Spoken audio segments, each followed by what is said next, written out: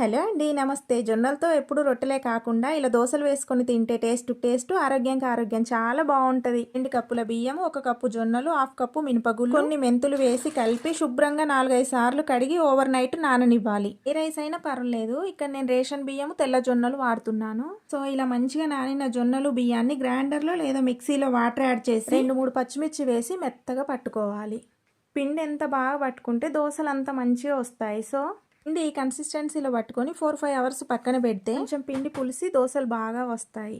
Next stove పై పెనం పెట్టుకొని పెనం వేడయ్యాక ఆయిల్ అప్లై చేసుకొని నిదానంగా దోసలు పోసుకోవాలి. ఇలా కొంచెం కాలిన దోస మీద బట్టర్ కానీ నెయ్యి కానీ అప్లై చేసుకొని 2 సైడ్స్ కాల్చుకుంటే సరిపోతుంది. ఇలా మనకి ఎన్ని కావాలంటే అన్ని దోసలు వేసుకొని దీని కాంబినేషన్ టమాటా చట్నీ, కొబ్బరి, పల్లి ఏ చట్నీతో తిన్నా చాలా బాగుంటుంది. నచ్చితే ట్రై చేయండి. అలాగే మన ఛానల్ని లైక్ అండ్ సబ్స్క్రైబ్ చేయండి. Thank you for watching.